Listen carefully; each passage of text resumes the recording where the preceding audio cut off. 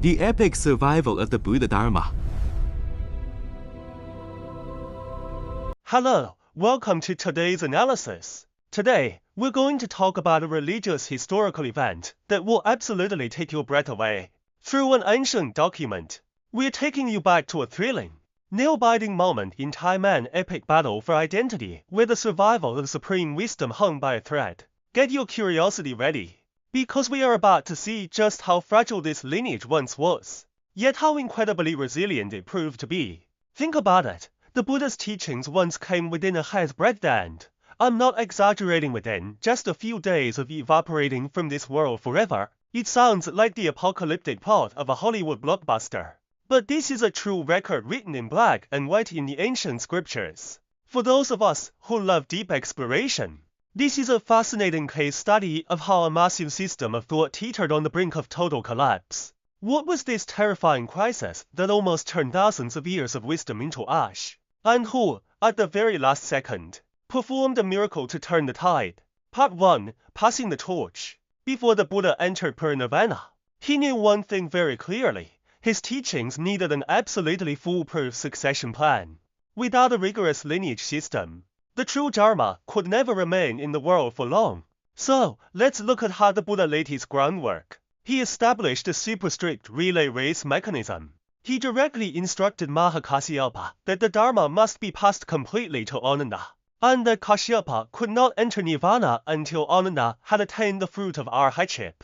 This rigid rule continued down through 7 generations from Kashyapa and Ananda, all the way to the 7th generation. More treatise, every master had to be 100% certain that the next generation had fully awakened or entered the monkhood before they could pass away in peace. It was a perfect insurance policy, ensuring the teachings survived the early years in total stability. However, even with this perfect start, the Buddha foresaw a catastrophic disaster. He predicted that 0 years after the teachings began to spread, the world would enter a period of extreme darkness. What's chilling is that this prophecy came 100% true.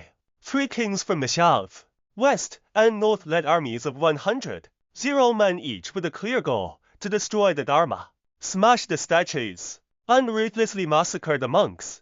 The entire continent of Jambudvipa became a living hell. The sky refused to rain, and not a single crop could grow. Part 2. The Dark Prophecy.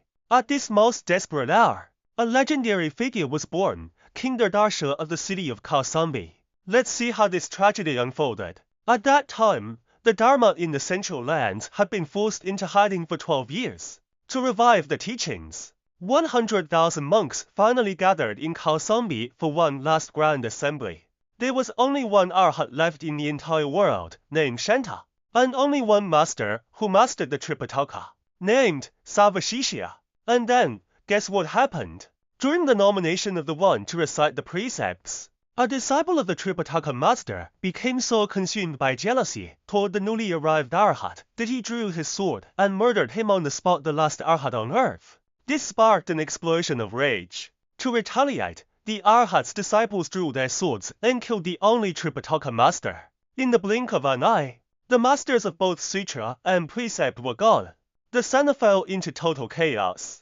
The lineage was severed right then, and thereby nothing more than absurd jealousy. You think the disaster ended there? Not even close. When King Dardarsha, who had spent 12 years fighting to protect the Dharma, heard that the arhat and the Tripitaka master had been killed by their own people, he completely snapped. The fire of betrayal blinded his reason. This once great protector turned his spear toward the remaining monks and slaughtered them all, destroying every hole and stupa. He personally annihilated everything he had once sworn to protect. It is one of the most ironic and heartbreaking scenes in history. At that moment of destruction, the earth shook, and terrifying omens appeared. Deva sighed in grief, and even Queen Maya, the Buddha's mother, descended from the Triastrimsa heaven to witness the heartbreak. Was the supreme Dharma, which the Buddha spent 3 great eons to attain, really going to vanish because of human jealousy and anger? It was an absolute crisis. Part 3. The Celestial Guardians. Just as human greed, anger, and ignorance ruined everything, and the physical lineage was destroyed, a rescue appeared from a place no one expected. This is what we call divine intervention. The Buddha had foreseen that humans would encounter obstacles they couldn't overcome alone. So, before his nirvana, he entrusted the Dharma not just to humans, but to non-humans as well. When the great tragedy struck, the celestial protectors who had sworn oaths before the Buddha stepped forward without hesitation. These invisible forces were immense. The 4 heavenly kings guarded the 4 directions, and Sakra Indra vowed to uphold the Dharma across the 10 directions. The texts make it clear, if it weren't for these gods and protectors holding up the collapsing world, the scriptures we hold in our hands today wouldn't exist, not even a fragment. They silently preserved this wisdom during humanity's darkest hour until the day humans were ready again. This is why when you enter a temple today, the first thing you see are the 4 heavenly kings. They are there because they truly saved the day. Part 4. Dedications from past lives. Don't think for a second that this survival was just luck. The ancient documents give us the grander perspective, the infinite loop of karma and vows. The Buddha explained that Kashyapa and Ananda were able to shoulder the heavy responsibility of protecting the Dharma in this life because they had already rehearsed it in the distant past. In a previous life, the Buddha was a king suffering from a serious illness, and Kashyapa and Ananda were his most trusted ministers. The king entrusted his army, his treasury, and the young prince to them. The parallel is clear. Their protection of the Dharma in this life was a perfect continuation of their karma in protecting the nation and the prince. Furthermore, it was driven by their own powerful vows. In a past life, while helping build a stupa, Mahakasyapa vowed to become a monk and propagate the teachings when Sakyamuni Buddha appeared. Ananda, while studying under a master in a past life, vowed to become the foremost in hearing much. This shows that strong vows crossing countless yins are the ultimate trump card that stabilizes the lineage in times of crisis. Part 2. Now that we've heard these epic stories of ancient sages and celestial beings, we have to pull the camera back to ourselves. History isn't just for listening, it's a mirror reflecting our current responsibility. We have to ask ourselves, the Dharma that the gods and ancient masters fought so hard to save, what about us today? How do we protect it? As modern learners, are we just spectators clapping from the sidelines of this long chain of lineage? Fortunately, the master-disciple Q&A at the end of the document provides a practical modern guide. The core message is this: the central force protecting the Dharma isn't the grandest temples or external forms, it is the bodhicitta within you.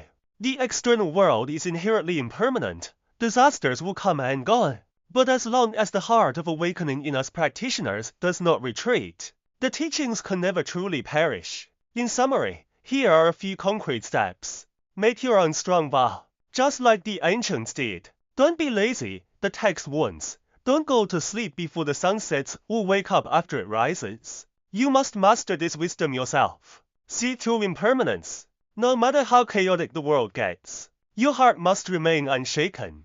And the most important point, true protection is using your own life to live out these truths. As long as there is still one person practicing, the Buddha's teachings exist in every moment. History has proven that a little bit of jealousy and anger can nearly sever a 1,000-year lineage. But simultaneously, an unshakable vow can allow this wisdom to cross 1,000 years of darkness to reach you and me today.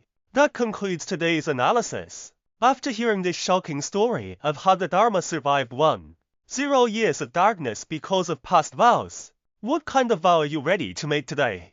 Will you continue to be a bystander of history? Or will you become the next resilient link in the chain? Think about it. I'll see you in the next analysis.